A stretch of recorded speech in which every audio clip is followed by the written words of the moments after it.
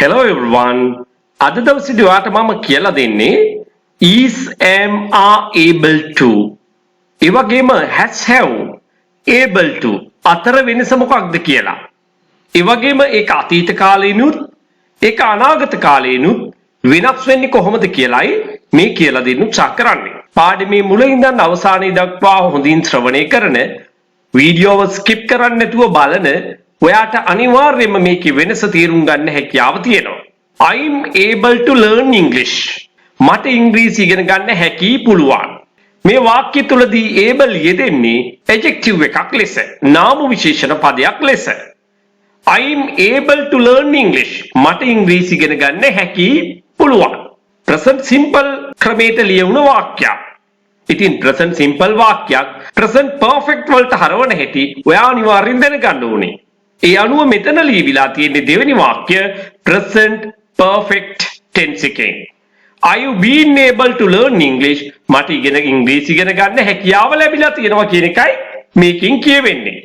We are able to do that. අපිට ඒක කරන්න හැකි පුළුවන්. We've been able to do that. ඒ කියන්නේ අපිට ඒක කරන්න හැකියාව ලැබිලා තියෙනවා.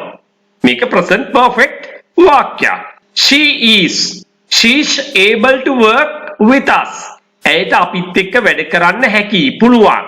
නමුත් ඊළඟ එකේ තියෙන්නේ she's කියලා. නමුත් මෙතන මතක තියාගන්න apostrophe s වලින් හඳුන්වා දෙන්නේ has.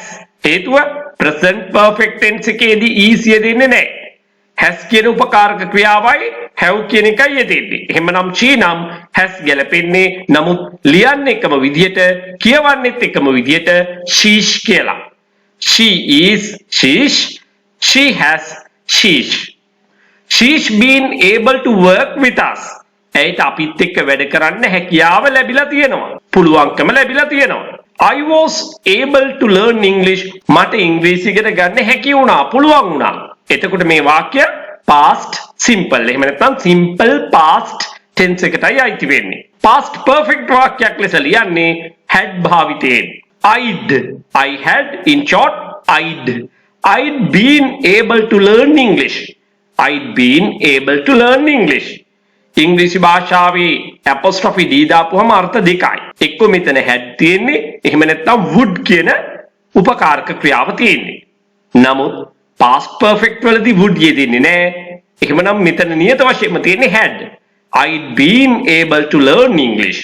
මට ඉංග්‍රීසි ඉගෙන ගන්න හැකියාව ලැබිලා තිබුණා. We were able to do that.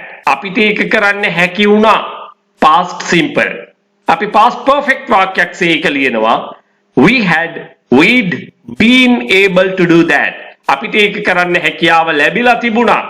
I'll be able to speak English. මට ඉංග්‍රීසි කතා කරන්න හැකි වේවි. future simple වාක්‍යයක්. ඔන්න දැන් future perfect වලින් කියන්නේ කොහොමද? I'll have been able to speak English. මට ඉංග්‍රීසි කතා කරන්න හැකියාව ලැබිලා තියෙවි. I'm able to learn English කියන වාක්‍ය නෙගටිව් වෙන ක්‍රම දෙකක් තියෙනවා. I'm not able to learn English. එහෙම නැත්නම් not able එකතු කරලා unable කියන වචනය නිර්මාණය කරනවා. able හැකි, unable නොහැකි. I'm unable to learn English. I am not able to learn English. I am unable to learn English. Perfect tense එකක් වුණත් ওই විදිහටමයි නිර්මාණය කරන්නේ. Are you been able to learn English? ඒක නෙගටිව් කරන ආකාර දෙකයි. I have not been able to learn English. එහෙම නැත්නම් I haven't been able to learn English. අපිට not able තනි පදයක් සේ වෙනම ලියන්නත් පුළුවන්. එතකොට are you been unable to learn English? ඉතින් මම මේක පාඩමක් විදිහට ඉදිරිපත් කළේ කිහිප දෙනෙකුට මේක ප්‍රශ්නයක් වෙලා තිබුණා. මේ දෙක එකක්ද කියලා. මේ ක්‍රම දෙක. ඒ කියන්නේ is am භාවිතයෙන් කීමයි has have භාවිතයෙන් කියන ක්‍රමයයි එකක්ද කියලා. ඇත්තටම මේ ඔක්කොගෙම කියවෙන්නේ හැකියාවක් ගැන. ඒ නිසා යම් සමානකමක් තියෙනවා. නමුත් පැහැදිලිවම මේක වෙනස්. හේතුව එක තැනකදී simple tense එක භාවිතා කරනවා, තවත් අවස්ථාවකදී perfect tense එක භාවිතා කරනවා. ඒ කිව්වේ present simple, present perfect, past simple, past perfect, future simple, future perfect. ඔන්න ඔය විදිහටයි මේ දෙක අතර වෙනස ඔයා හඳුනා ගන්න ඕනේ. I'll see you in my next video. Bye for now. මම පවත්වන SUK International English Academy ඉංග්‍රීසි කතා කිරීම පුහුණු වෙන්න ඔබ බලාපොරොත්තු වෙනවා නම් ටිකක් මේකට සවන් දෙන්න. ළමයින්ට සහ වැඩිහිටියන්ට ව්‍යාකරණානුකූලව ඉංග්‍රීසි කතා කිරීම පුහුණුව කරනවා ඔන්ලයින් ක්ලාසස් ලෙස. එක කණ්ඩායමකට බඳු උගන්වන්නේ සිසුන් 10 දෙනෙක් පමණක්. මාසිකට පැය 8ක් උගන්වනවා. මාසික ගාස්තුව ළමයින්ට නම් රුපියල් 2000ක් විතරයි. වැඩිහිටියන්ට රුපියල් 3000ක් විතරයි. දැන් මේක බැලු බැලමට ලොකු මුදලක් වගේ පේනවා. ඔයාම කල්පනා කරලා බලන්න කණ්ඩායමකට ඉන්නේ 10 දෙනෙක් පමණයි. එතකොට විතරයි පුහුණු වෙන්න අවස්ථාව තියෙන්නේ. පුහුණු වුණොත් විතරයි ඉංග්‍රීසි කතා කරන්න පුළුවන් වෙන්නේ. මීට වඩා ඉතාම සුළු මුදලකට පන්තිය පාත්වගෙන යන්න පුළුවන් 100,000 ගණනක් එක කණ්ඩායමක් තුල දාගෙන. ගුරුවරයා විදියට හැමදාමත් මම ගොඩ යනවා ඉගෙන ගන්න කෙනා කිසිම දවසක ගොඩ යන්නේ නැහැ. ඊට වඩා හොඳයි නොමිලම වීඩියෝ නරඹන්න, පොත් කට්ටලයක් මිලදී ගන්න, දැනුම වැඩි කරගන්න.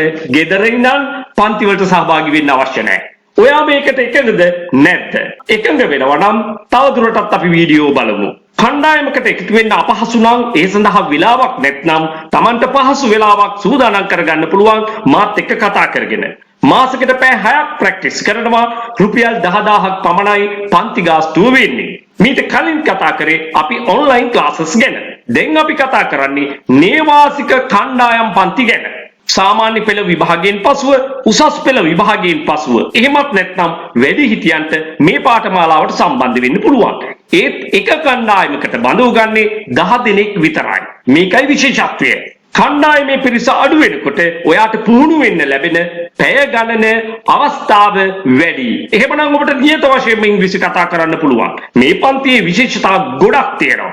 ව්‍යාකරණ සමග කතා පුහුණුව දවසකට පැය 10ක්ම සිදු කරනවා. එහෙනම් හිතා ගන්න පුළුවන් නේද කොයිතරම් ප්‍රමාණයක් පුහුණු වෙන්න ඔබට අවස්ථාව දීලා තියෙනවද කියලා. ආහාර පාන සමග නවාතැන් පහසුකම් සපයනවා. සම්පූර්ණ පාඨමාලා ගාස්තුව රුපියල් 75000ක් පමණයි. මේ ගාස්තුව කියනකොට මේක ලොකු මුදලක් විදියට ඔයාට පේනවා. නමුත් අතිශයින්ම ප්‍රායෝගික වෙන්න. යථාර්ථයේ තේරුම් ගන්න. 75000 බෙදලා බලන්න දින 45න්.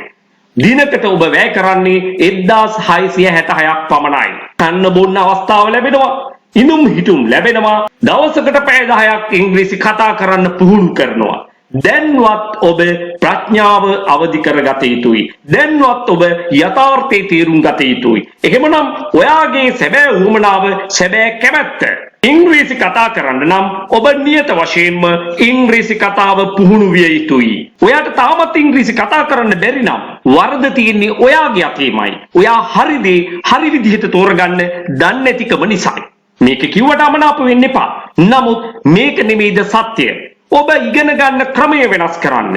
ඔබට සුදුසුම පන්තියකට සහභාගී වෙන්න තරම් ඔබ ප්‍රඥාවන්ත විය යුතුයි. ඔයා මගේ පන්තියට සහභාගී වෙන්න අවශ්‍ය නැහැ. මොන පන්තියට සහභාගී වුණත් හොඳ ගුරුවරයෙකු යත්තේ කුඩා කණ්ඩායම් පන්තියකට සහභාගී වුණොත් ඔබට පුහුණු වෙන්න අවස්ථාව වැඩියෙන් ලැබෙනවා නම් ඔයාට අනිවාර්යයෙන්ම ඉංග්‍රීසි කතා කරන්න පුළුවන්. මේක තමයි පරම සත්‍යය. ඔබ එකඟ නම් මා සමග ඔයා මේ වීඩියෝව ඔයාගේ හිත මිතුරන් අතරේ ෂෙයා කරන්න. ඔයා ඊළඟ කණ්ඩායමට එකතු වෙන්න කැමති නම් අපිත් එක්ක 071 011 22 62ට දැන්ම WhatsApp පණිවිඩයක් යොමු කරන්න.